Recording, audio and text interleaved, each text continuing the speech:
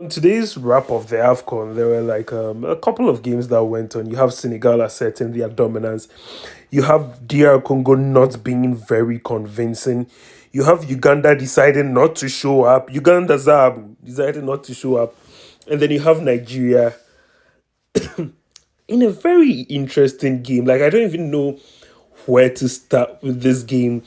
But in a very interesting game, I'm going to break it down as much as from what I saw. So from the get go of this game, Nigeria asserted their dominance. I mean, Tanzania didn't really come to play; they came to really sit deep. Nigeria asserted their dominance. The thing with Nigeria's play was that they were very slow in building the attacking third. And I think the commentator was this Sunday Lisa or something like that. He was really critical of Nigeria and deservedly so. Like they were very slow to start the attack. They were barely creating chances. The best chance they created was through Osimhen in that first half that was cleared off the line and that led to the corner that came about the Samuel Jaigo. They were knocking on the door, albeit not really as impressive. You would then in the second half you'd really struggle to see how many chances they were creating. But I've got a big problem with Victor Osimhen and the way he played. My thing with Osimhen is this, Jack. Why are you moaning at everything? Like every single opportunity, Osimhen is moaning. I mean, there was this scenario where he went down after like he was touched by the Tanzanians, and he was acting like a heavy plague has befallen him. Like those were not they were not nice to watch. Like I was just watching the match, like bro, what celebrity superstar mentality shit is going on here?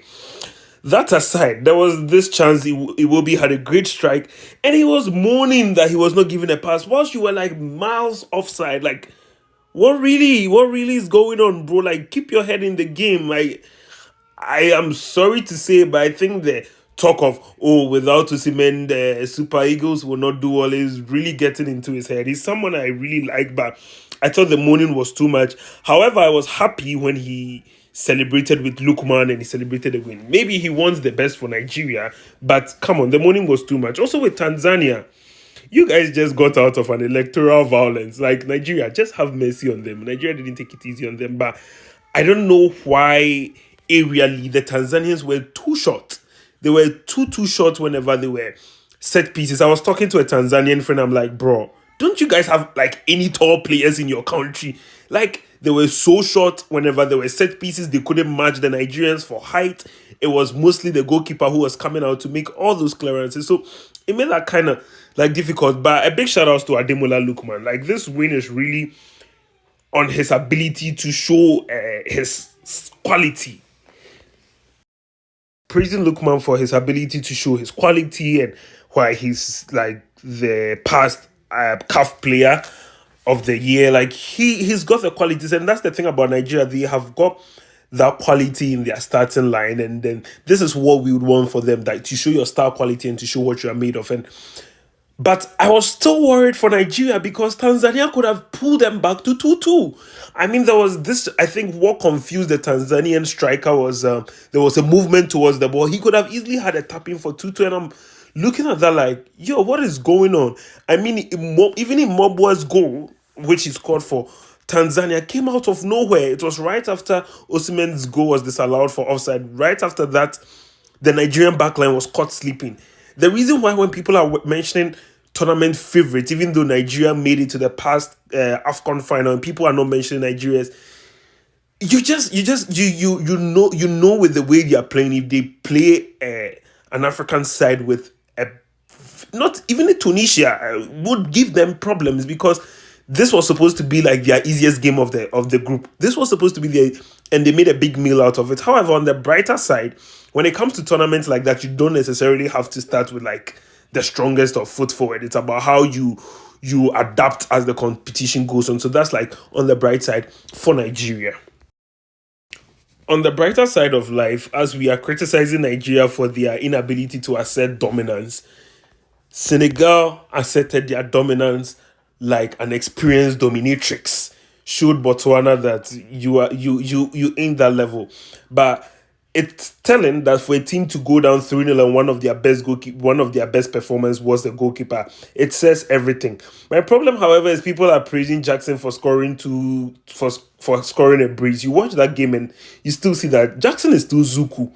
The second goal he took very well, but Jackson should have been scoring 3-4. You look at Senegal's star power in Eleman in Diaye, Koulibaly, Ganagay, Nicolas Jackson, Mane, even Mbaye from PSG. They've really got it. And this is how a big team should play. They have given the most convincing performance of the tournament so far. I mean, Congo, just like Nigeria, but even I think Congo was even far worse than Nigeria. Like, you can't be touted as one of like the favorites for this tournament, and then this is Benin team is very dependent on Steve Mounier, and then you put up this performance. Like, also the Sabre, I don't know what Festo Mayele has to do to get us, but he can't be one of the best strikers in Africa and not get enough playing time. But all in all, it's just like I was saying, it's a tournament, so teams can. All you need is the 3 point. They've gotten the 3 point. They would adapt. They would get better as the Carthage Eagles. Count me impressed because I watched this game too of Tunisia versus Uganda, and I was in a dilemma. I was thinking, is Uganda just not showing up like the Uganda we expected to show up, or are Tunisia just too good for or too hot for them to handle? I think sometimes yes, we call Tunisia like the Atletico Madrid of African football. We never really know what they do, but I think we still sleep on Tunisia as a country. Tunisia is like the only African side in the past Afcon who beat France. They were one of the few sides that were able to beat France. They've just never been the country that goes over the line. But today, the Tunisia I saw is really different from the Tunisia I have seen. I think this is like the best Tunisia match I have seen at an Afcon. The reason I say that is normally Tunisia are really like defensive in shape. They are not really an all-out attacking team. Even if they win, it's just like 1-2. No, they are very pragmatic side. But the Tunisia I saw today played very good football, very impressive football.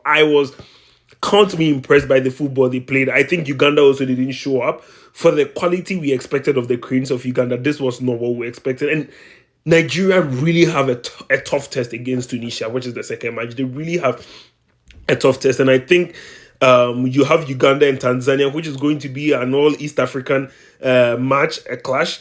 And these two teams are also going to host the next AFCON. So we live to see how that pans out. But then with the way Uganda played and the way Tanzania played today, I think Tanzania would be very deadly against Uganda. I was really not impressed with Uganda today. Tunisia, on the other hand, were very good. And so if an upset is going to come out of nowhere, you would expect a side like Tunisia to pull it out. With what I am seeing, that is a country that can pull an upset, especially playing in North Africa.